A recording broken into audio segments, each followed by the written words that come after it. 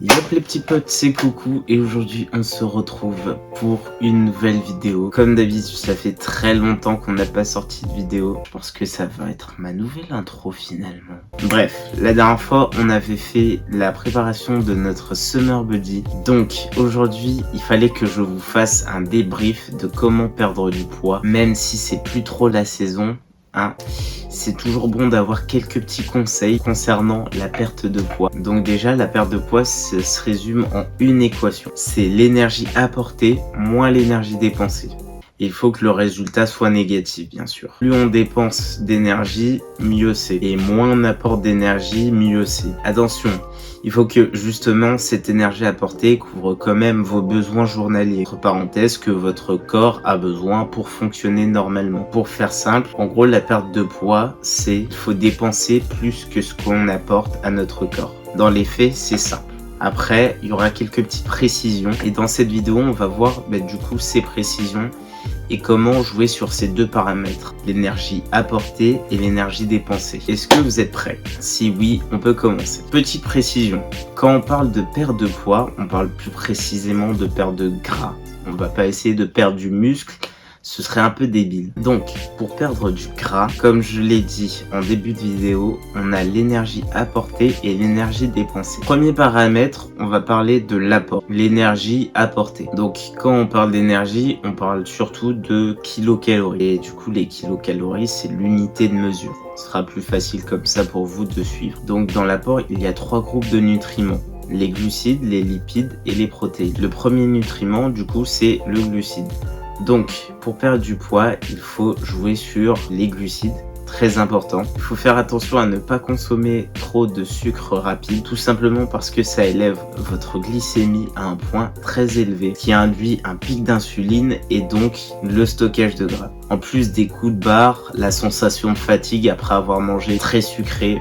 Ça, je pense, vous connaissez déjà. Ensuite, les lipides. Comme d'habitude, faut pas manger trop gras, mais pas non plus supprimer tout ce qui est lipides. C'est vrai que les lipides, c'est très calorique. 1 gramme de lipides, c'est 8-9 kilocalories, ça dépend des études. Alors que pour 1 gramme de glucides et de protéines, c'est plutôt 4 kilocalories. On va dire que les lipides, c'est le double, tout simplement. Donc il faut faire attention à limiter les lipides, mais pas totalement les supprimer. Car le corps en a besoin pour bien fonctionner. Trop de lipides, ça favorise aussi le stockage de gras, faut pas se le cacher. Tout ce qui est fast-food, faut vraiment limiter ça. Essayez de préparer vos repas vous-même. Essayez de ne pas coupler les lipides avec des glucides, des sucres rapides plutôt. Sinon, ça risque d'être plutôt compliqué. Pour finir, on va parler des protéines. Je suis vraiment désolé, je vais en décevoir certains. Mais toutes les personnes qui ne mangent pas de protéines venant des animaux, vous savez de qui je parle, c'est un peu compliqué.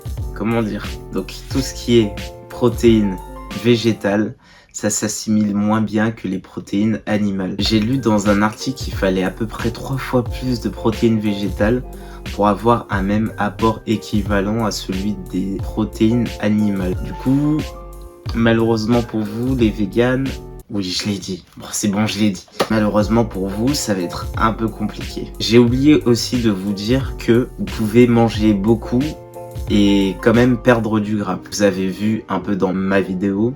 Je vous invite très vivement à la regarder à la fin de cette vidéo si ce n'est pas déjà fait. Que j'ai quand même beaucoup mangé, que j'étais bien rassasié. Et pourtant, j'ai perdu quasiment 2 kilos de gras. Donc manger beaucoup et perdre du gras, c'est pas forcément corrélé. C'est pas parce que vous mangez beaucoup que vous allez exploser, prendre du gras, etc., etc.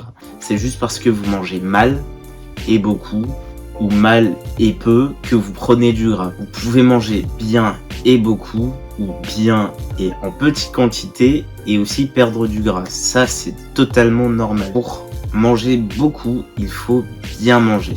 Bon, passons.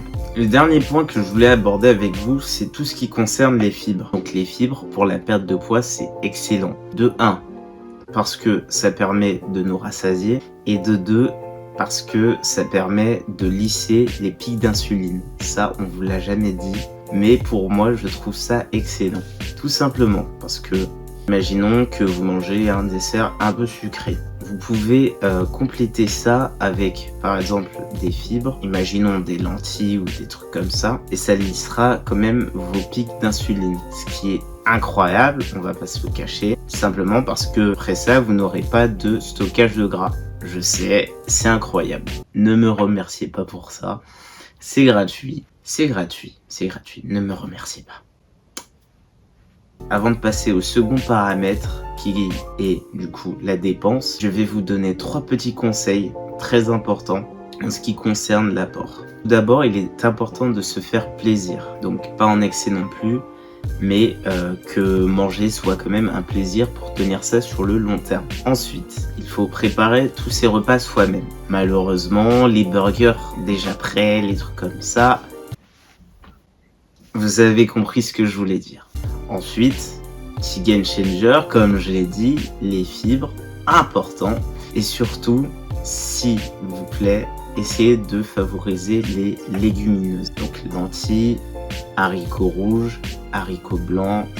Bref, je vous laisse vous renseigner. Deuxième paramètre, la dépense. Lorsque vous cherchez à vous dépenser, il faut faire des exercices à faible intensité pendant un long moment ou avec beaucoup de volume. Par exemple, de la marche.